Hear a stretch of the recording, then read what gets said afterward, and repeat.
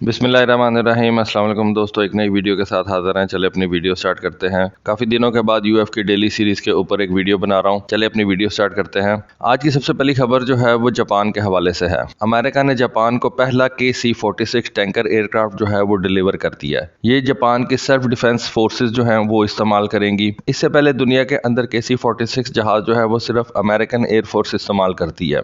Japan की air force के पास mostly जो जहाज़ हैं वो अमेरिकन ओरिजिन के हैं या जापान ने अमेरिका के साथ मिलकर बनाए हैं। इस वजह से ये बात समझी जा सकती है कि जापान ने ये टैंकर जहाज जो है ये अमेरिका से परचेज किया है। एक मैं आपको छोटी सी बात बता दूं, जापान का जो साइज है वो पाकिस्तान के साइज से तकरीबन 1/3 है और पाकिस्तान एयरफोर्स के पास 4 एयर रिफ्यूलिंग टैंकर्स मौजूद हैं। डेफिनेटली आपके मुल्क का जितना ज़्यादा बड़ा एरिया होगा, आपके एडवर्सरी का जितना ज़्यादा बड़ा एरिया होगा, आप उस हिसाब से एयर रिफ्यूलिंग टैंकर अपने एयर फ्लीट में शामिल करते हैं। अब जापान की जो फोर्सेज हैं वो तो ऑफेंसिव फोर्सेज नहीं हैं, वो तो डिफेंसिव फोर्सेज हैं। तो फिर जापान ने किस मुल्क के ऊपर अटैक करना है? वेल एनीवे, ये तो मैं क्वेश्चन छोड़ रहा हूँ आपके लिए कि आप इसका जवाब दें। लेकिन अगर हम टॉपिक के ऊपर रहें तो जापान ने सितंबर 2016 के अंदर अमेरिका के साथ एक मुआहदा किया था, जिसके तहत अमेरिका ने जापान को एक KC-46 एयर रिफ्यूलिंग टैंकर जो था वो फराहम करना था। ये KC-46 पेगासस टैंकर जो है ये बोइंग कंपनी बनाती है।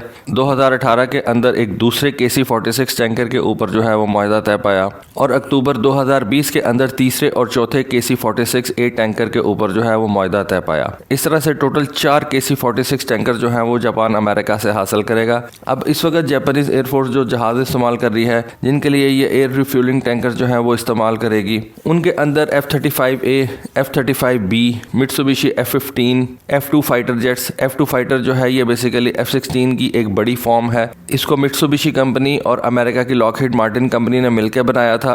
ये बेसिकली एक F-16 फाइटर जेट ही है, लेकिन उससे थोड़ा सा बड़ा है। उसके अलावा जापान जो है वो MV-22 osprey tilt rotor helicopters इस्तेमाल करता है। ये सारे के सारे जहाज जो हैं इनको जापान KC-46 टैंकर के जरिए से रिफ्यूल कर सकता है। इस वक्त जापान के पास 4 KC-767 एयर रिफ्यूलिंग टैंकर्स भी मौजूद हैं और 2 KC-130H टैंकर्स भी मौजूद हैं। लेकिन अब जापान ये 4 मजीद KC-46 पेगासस टैंकर्स जो हैं उनको परचेज कर रहा है और अमेरिका के बाद दुनिया का ये पहला मुल्क होगा जिसके पास ये जहाज मौजूद होंगे। आज की अगली खबर जो है वो अमेरिकन आर्मी के M1 Abram main battle tank के हवाले से है। अभी रिसेंटली अमेरिका ने अपने इस मेन बैटल टैंक के लिए जो है वो $65 मिलियन की एक रकम मुख्तस की है, जिसके तहत इन M1 एब्राम टैंक्स को जो है वो अपग्रेड किया जाएगा। ये टैंक्स पिछले 40 सालों से अमेरिकन स्टेट ओहायो के अंदर बनाए जाते हैं और ओहायो के ही एक कांग्रेसमैन ने इस टैंक के लिए लॉबिंग की और उसने इस टैंक की अपग्रेडेशन के लिए $65 मिलियन जो थे वो मुख्तस करवाए। अब कुछ खबरें सामने आ रही हैं जिनसे पता चलता है कि अमेरिका इस टैंक के अंदर अब एक अनमैन्ड टर्रेट जो है उसको रखने जा रहा है। अब यहाँ पे मैं आपको थोड़ी सी एक बात बता दूं कि अगर आप टैंक्स के अंदर अनमैन्ड टर्रेट्स रख देंगे तो उससे सब कुछ जो है वो चेंज हो जाएगा। देखिए, इससे सबसे पहले क्या चेंज होगा कि टैंक के अंदर कोई कमांडर मौजूद नहीं होगा, टैंक के अंदर कोई लोडर मौजूद नहीं होगा। तो इससे क्या पता चलता है कि ये टैंक्स जो है ये ऑलमोस्ट एक रोबोट का काम करेंगे और ये रोबोटिक टैंक्स बन जाएंगे और ये खुद से अपने टारगेट को जो है वो चूज करेंगे, खुद से अपने टारगेट को जो है वो डेजिग्नेट करेंगे और उनके ऊपर फायर भी करेंगे। लोडर कोई नहीं होगा इन टैंक्स के अंदर, कोई एक ऑटोमेटिक लोडिंग सिस्टम मौजूद होगा। ऑल्दो टैंक्स के अंदर ऑटोमेटिक लोडिंग सिस्टम मौजूद होते हैं, लेकिन फिर भी अब ये सारा काम जो है ये ऑटोमेटेड मशीन्स करेंगी और ये टैंक्स एज ए रोबोट काम करेंगे। सेल्फ ड्राइविंग टैंक्स होंगे, इनके अंदर हो सकता है कोई ड्राइवर भी मौजूद ना हो और ये टैंक्स मुकम्मल तौर पे AI के ऊपर बेस्ड होंगे, यानी कि आर्टिफिशियल इंटेलिजेंस के ऊपर। मैं आपको आर्टिफिशियल इंटेलिजेंस के ऊपर एक वीडियो करके दूंगा, क्योंकि मेरा ख्याल है कि आने वाले दिनों के अंदर मुझे कुछ ऐसी वीडियोस भी बनानी पड़ेंगी जो कि आर्टिफिशियल इंटेलिजेंस के ऊपर बेस होंगी, क्योंकि अब बहुत ज़्यादा वेपनरी ऐसी आ रही है जो कि आर्टिफिशियल इंटेलिजेंस के ऊपर बेस्ड होने वाली है।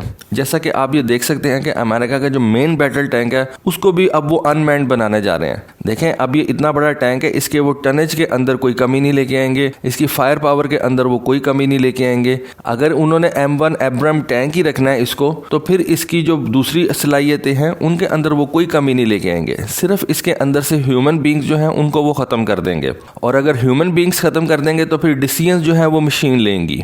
कि उन्होंने किस एनिमी व्हीकल को चूज़ करना है, किस एनिमी टैंक को चूज़ करना है कि जिसके ऊपर वो फायर करें। तो ये सारे काम जो हैं ये अब मशीन लर्निंग के ज़रिए से मशीन्स किया करेंगी। तो इस वजह से मेरा ख्याल है कि अब आने वाले दिनों के अंदर बहुत से ऐसे वेपन्स आ जाएंगे जो कि AI बेस्ड होंगे। तो इसके लिए मेरा ख्याल से मुझे एक AI के ऊपर एक वीडियो बना के देनी पड़ेगी और उस वीडियो के बाद मैं AI के ऊपर अपनी एक अलग से प्लेलिस्ट बना दूंगा और वो वीडियो जो होगी वो AI बेस्ड वेपन्स के लिए एक बेसिक इन्फॉर्मेशन का काम करेगी।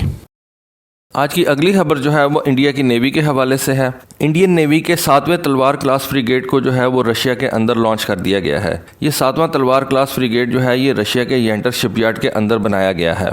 इस वक्त इंडियन नेवी के पास तकरीबन 6 तलवार क्लास फ्रिगेट्स मौजूद हैं। इंडियन नेवी ने कुछ साल पहले 4 नए तलवार क्लास फ्रिगेट्स बनाने का जो है वो फैसला किया था, जिनमें से 2 फ्रिगेट्स जो थे वो रशिया के अंदर डेवलप किए जाने थे और 2 फ्रिगेट्स जो हैं उनको इंडिया अपने गोवा शिपयार्ड के अंदर कंस्ट्रक्ट करेगा। ये जो तलवार क्लास फ्रिगेट्स हैं ये बेसिकली एक रशियन फ्रिगेट के ऊपर बेस किए गए हैं। इनके अंदर इंडिया ने अब अपने कुछ इक्विपमेंट्स वगैरह लगा दिए हैं, लेकिन बेसिकली ये है रशियन फ्रिगेट्स ही। ये जो 2 फ्रिगेट्स रशिया के अंदर तैयार किए जा रहे हैं, जिनमें से पहले को जो है वो लॉन्च कर दिया गया है, ये मुआहदा रशिया और इंडिया के दरमियान अक्टूबर 2018 के अंदर तय पाया था। इस फ्रिगेट को नेवल वॉरफेयर के अंदर तमाम 3 डायमेंशंस के लिए जो है वो बनाया गया है, जैसा कि एयर, सरफेस और सब सरफेस नेवल वॉरफेयर डायमेंशंस के लिए इसको बनाया गया है। इस तलवार क्लास फ्रिगेट के अंदर इंडियन और रशियन सेंसर्स और सब सिस्टम जो है वो इस्तेमाल किए जाएंगे। इसके स्टेल्थ फीचर्स को भी इम्प्रूव किया गया है, यानी कि इसके रेडार क्रॉस सेक्शन को भी थोड़ा सा बेहतर बनाया गया है, प्लस इसके जो अंडर वाटर नॉइस सिग्नेचर है उसको भी कम किया गया है। इस बहरी जहाज़ के अंदर जो इंडियन इक्विपमेंट इस्तेमाल किया जाएगा उनके अंदर सरफेस टू सरफेस मिसाइल्स होंगे। सोनार सिस्टम इस जहाज़ के अंदर इंडिया का इस्तेमाल किया गया है। सरफेस सर्वेलेंस रेडार जो है वो इंडियन इस्तेमाल किया गया है। कम्युनिकेशन सिस्टम इंडियन इस्तेमाल किया जा रहा है। एंटी सबमरीन वॉरफेयर का जो सारा सिस्टम है वो भी इंडियन अपना इस्तेमाल कर रहे हैं, लेकिन इसका जो सरफेस टू एयर मिसाइल्स और इसकी जो गन माउंट्स हैं वो रशिया की इस्तेमाल की जाएंगी। आज की अगली खबर जो है वो तुर्की और अमेरिका के हवाले से है। जैसा कि आपको मैं पिछली कई वीडियोस के अंदर बता चुका हूं कि तुर्की ने F-35 प्रोग्राम के लिए अमेरिका को $1.4 बिलियन जो थे वो फराहम कर दिए हुए थे। उसके बाद तुर्की ने, आपको पता है कि S-400 मिसाइल सिस्टम खरीद लिया। अमेरिका ने तुर्की को F-35 प्रोग्राम से जो है वो आउट कर दिया, लेकिन अब तुर्की ने जो $1.4 बिलियन अमेरिका को दिए हुए थे, तुर्की ने उनका तकादा जो है वो अमेरिका से शुरू कर दिया। डेफिनेटली एक बहुत बड़ी रकम है जो तुर्की ने अमेरिका को दे दी हुई थी और उसके बदले में तुर्की को अभी तक F-35 जहाज नहीं मिले। तो तुर्की ने जो है वो डिमांड किया कि हमारे ये $1.4 बिलियन जो है वो अमेरिका वापस करे। अब जो लोग अमेरिका को जानते हैं तो वो उनको पता है कि अमेरिका कभी भी ये पैसे तुर्की को वापस नहीं करेगा। अमेरिका हो सकता है उसके बदले जिस तरह उसने पाकिस्तान को वो सोयाबीन्स दिए थे उस तरह से दे दे, लेकिन तुर्की भी जो है वो भी एक इम्पॉर्टेंट कंट्री है। नेटो का सबसे बड़ा जो है वो कंट्रीब्यूटर है। अमेरिका के बाद नेटो के अंदर जितनी भी फोर्सेज हैं उनमें से सबसे बड़ी फोर्स जो है वो तुर्की की फोर्स है। तो तुर्की एक नेटो के अंदर एक बड़ा इंपॉर्टेंट कंट्री है। अमेरिका तुर्की को इस तरह से जो है वो साइडलाइन नहीं कर सकता। आजकल आपको पता है कि इटली के शहर रोम के अंदर एक समिट जारी है जिसमें दुनिया के 20 बड़ी कंट्रीज जो है वो शामिल हुई हुई हैं। इस समिट को जो है वो G20 का नाम दिया जाता है। इसमें अमेरिकन प्रेसिडेंट भी मौजूद है, इसमें अर्दोगान जो तुर्की के प्रेसिडेंट हैं वो भी मौजूद हैं।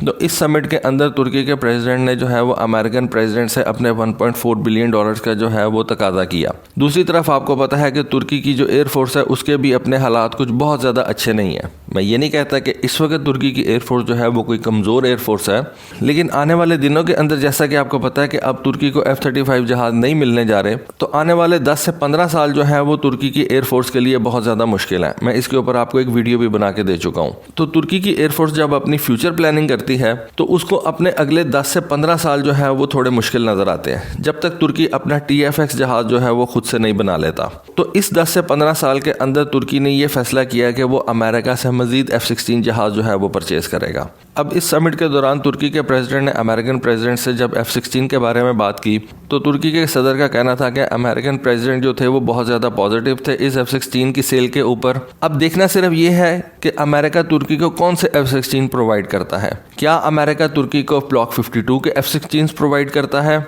या तुर्की जो है वो अमेरिका से ब्लॉक 70 के F-16 जो है वो परचेज करता है।